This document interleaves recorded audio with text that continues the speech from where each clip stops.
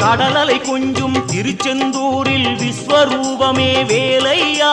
பழமுதி சோலை அறுபடை வீடும் புண்ணிய தரிசனம் முருகையா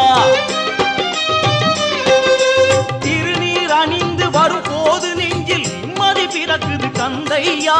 சுகனே சிவனார் மகனே உன்னை பாட பாட சுகமாகுதையா வேல் முருகா